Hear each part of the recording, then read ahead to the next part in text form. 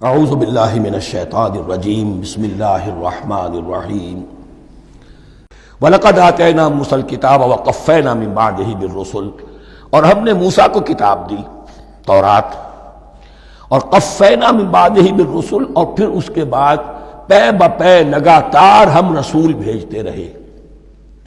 ایک بات نوٹ کر لیجئے گا، لفظ رسول اور لفظ نبی میں کچھ فرق ہے، اس وقت تفصیل میں جانے کا موقع نہیں ہے، لیکن یہ تین جوڑے الفاظ کے ایسے ہیں قرآن مجید کی اصطلاحات کے کہ وہ تینوں مترادف کے طور پر بھی استعمال ہو جاتے ہیں اور علیحدہ علیحدہ اپنا مفہوم بھی رکھتے ہیں۔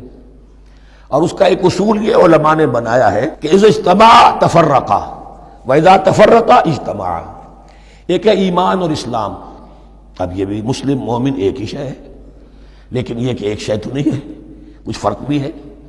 کہیں جہاں ان دونوں الفاظ کو لایا جائے گا بالمقابل تو فرق نظر آ جائے گا، لیکن عام طور پر مسلم کی جگہ مومن، مومن کی جگہ مسلم استعمال ہو جائے گا۔ call the rose by any name it will smell as sweet۔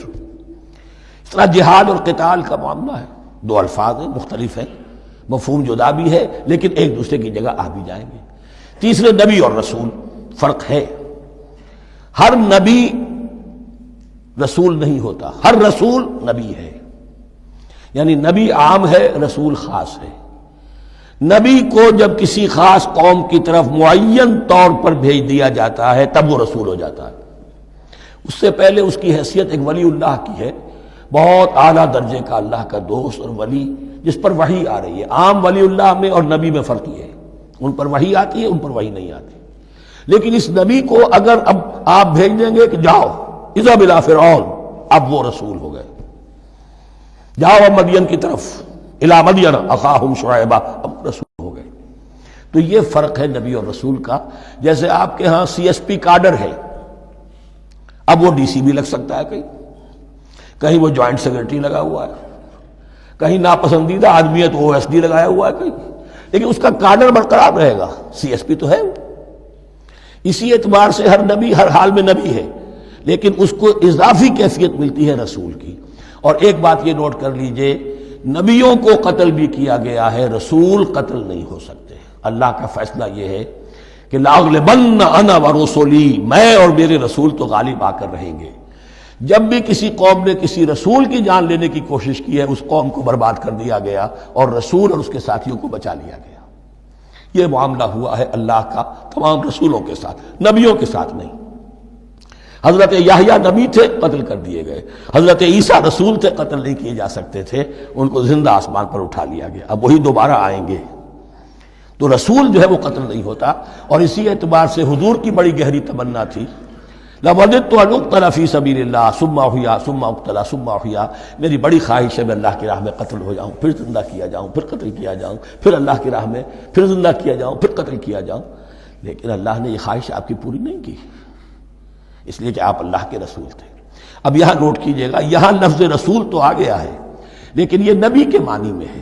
قفینا من بعدہ بالرسل، اس لیے کہ رسول حضرت موسیٰ کے بعد حضرت عیسیٰ ہی ہے، درمیان میں پروفٹس ہیں، یہ prophets of the Old Testament, یہ انبیاء ہیں، لیکن ان کے لیے لفظ رسول آ گیا ہے۔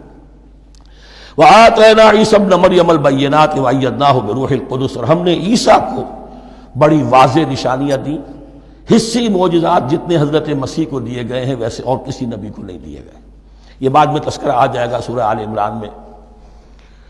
اور ہم نے مدد کی ان کی روح القدس کے ساتھ، حضرت جبرائیل کی خاص تائید انہیں حاصل تھی۔ ظاہر بات ہے، میں نے عرض کیا ہے کہ جو معجزہ ہوتا ہے وہ کسی نبی کی اپنی طاقت سے اس کا ظہور نہیں ہوتا، رسول کے کسی طاقت سے، یا کرامت کسی ولی اللہ کے اپنے اختیار میں نہیں ہوتی، یا اللہ کی طرف سے، اور اس کے لیے ظہور جو ہوتا ہے وہ فرشتوں کے ذریعے سے۔ ایدناہ بروح القدس۔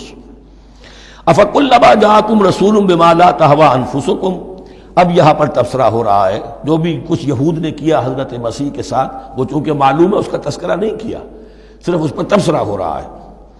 تو جب بھی کبھی تمہارے پاس کوئی رسول آیا، بما لا تہوی انفسکم، وہ چیز لے کر جو تمہارے جیوں کو، تمہارے من کو بھائی نہیں، اچھی نہیں لگی، استکبرتم، تم نے استکبار کیا، وہی استکبار جو عزازیل نے کیا تھا اور ابلیس بن گیا، ابا واستکبر۔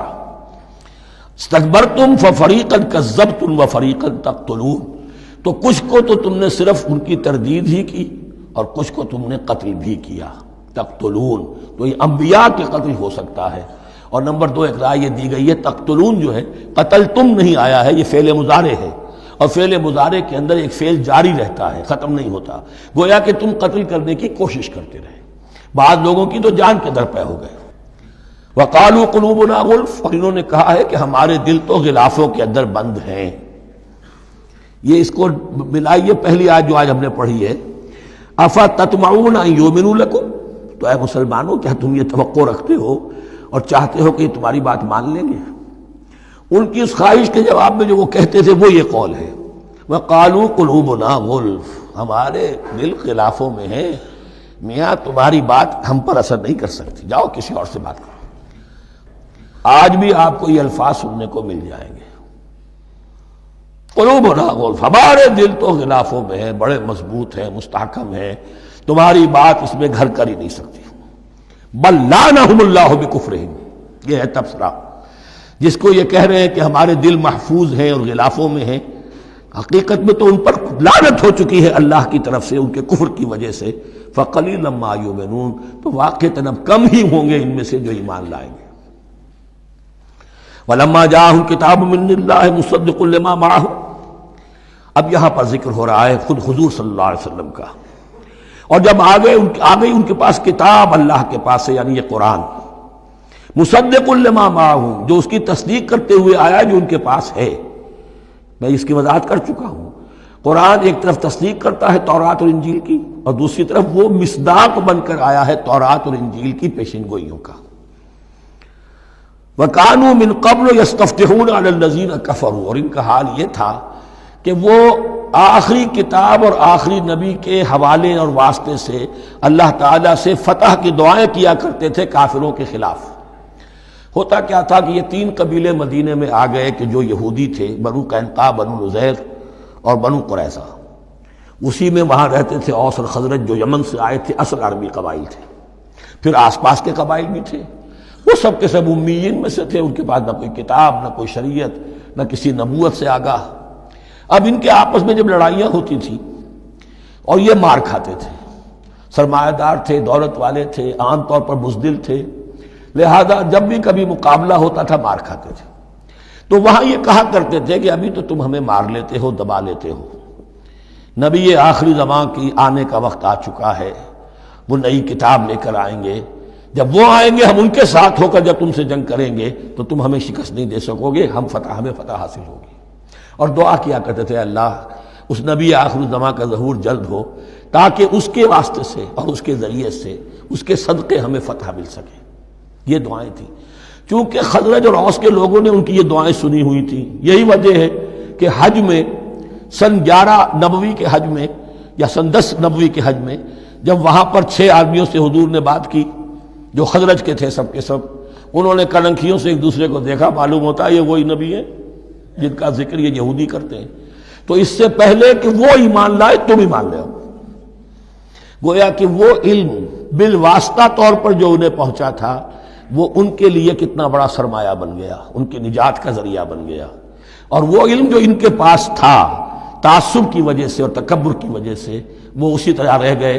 فَذَهَبَ اللَّهُ بِنُورِهِمْ وَتَرَكَهُمْ فِي ظُلُمَاتٍ لَا يُبْصِرُونَ صُمٌّ بُكْمٌ عُمْيٌ فَهُمْ لَا يَرْجِعُونَ.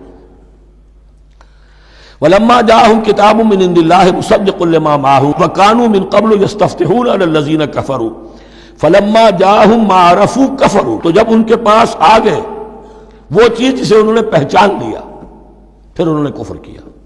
فَلَعْنَةُ اللَّهِ عَلَى الْكَافِرِينَ، تو اللہ کی لعنت ہے ایسے کافروں پر. بِئْسَ مَا اشْتَرَوْا بِهِ أَنفُسَهُمْ أَن يَكْفُرُوا بِمَا أَنزَلَ اللَّهُ بَغْيًا أَن يُنَزِّلَ اللَّهُ مِن فَضْلِهِ عَلَى مَن يَشَاءُ مِنْ عِبَادِهِ. بہت بری شے ہے جس کے عوض کہ انہوں نے اپنی جانوں کو فروخت کر دیا. یعنی دنیا کا حقیر سا نفع، یہاں کی حقیر سی مسندیں، یہاں کا جو بھی چودراہٹیں ہیں، جو بھی ان کی حیثیت ہے، صرف اس کا قربانی دینے کو تیار نہیں. یہی تو سبب ہے، اس کی وجہ سے کفر کر رہے ہیں پہچان کر. تو بری ہے وہ شے جس کے لیے انہوں نے اپنے آپ کو بیچ دیا. ان یکفروا، کہ وہ کفر کر رہے ہیں اس وجہ سے، بما انزل اللہ بغیا، جو اللہ نے نازل فرمایا ہے. اور کفر کیوں کر رہے ہیں؟ اس زدم زدہ میں ان ينزل اللہ من فضلہ علی من یشاء من عبادہ، کہ اللہ تعالیٰ نے نازل کر دیا ہے اپنے اس فضل میں سے اپنے بندوں میں سے جس پر چاہا۔ وہ اس امید میں تھے کہ وہ اسرائیلی ہی ہوگا۔ جب 1400 برس تک نبوت ہمارے پاس رہی، اب فترت کا زمانہ ہے، 600 برس گزر گئے، اب آخری نبی آنا ہے، ان کو گمان یہ تھا وہ ہم میں سے ہی ہوگا۔ یہاں یہ ہوا کہ یہ رحمت اللہ کی اور یہ فضل جو ہے بنی اسماعیل پر ہو گیا۔ اس کی وجہ سے زدم زدہ بغین، اس بغین کے لفظ کو اچھی طرح نوٹ کر لیجئے، یہ اختلاف جو ہوتا ہے دین میں اس کا اصل سبب یہ بغین کا لفظ آئے گا بار بار قرآن مجید میں۔ یہ بغین کیا ہے؟ جس سے عہد حاضر کے ایک خاص جو مکتب فکر ہے سائیکالوجی کا، ایڈلر کا، اس میں یہ قرار دیا گیا ہے کہ انسان کے جو موٹیوز ہیں، جو اس کا انسٹنکٹس ہیں، ان میں ایک بہت پاورفل موٹیو جو ہے to dominate, urge to dominate. میں اس کی بات کیوں مانوں؟ یہ کیوں نہ میری مانے؟ یہ ڈومینیشن۔ تو بغین، بغیہ کے معنی بھی ہے حد سے بڑھنا، تجاوز کرنا۔ تو وہ اپنی حد سے بڑھ کر دوسروں کے اوپر روب گانٹھنے کے لیے یہ سارا انہوں نے کیا، اس وجہ سے کہ بنی اسماعیل کے ایک شخص محمد صلی اللہ علیہ وسلم پر اللہ تعالیٰ نے یہ رحمت نازل فرما دی۔ فباؤوا بغضب علی غضب، تو وہ لوٹے غضب پر غضب لے کر، یعنی تہ بر تہ غضب ہے ان پر اللہ تعالیٰ کا۔ وَلِلْكَافِرِينَ عَذَابٌ مُّهِينٌ، اور ایسے کافروں کے لیے اہانت آمیز، مہین اہانت سے بنا ہے، اہانت آمیز عذاب ہے۔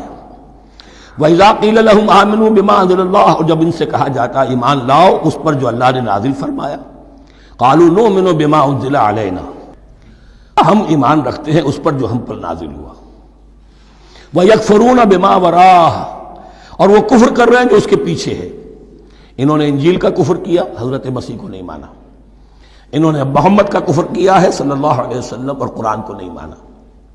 وَهُوَ الْحَقُّ مُصَدِّقًا لِمَا مَعَهُمْ، اور وہ کفر کر رہے ہیں حالانکہ وہ حق ہے، سچ ہے، درست ہے، اور تصدیق کرتے ہوئے آیا ہے اس کی جو ان کے پاس ہے۔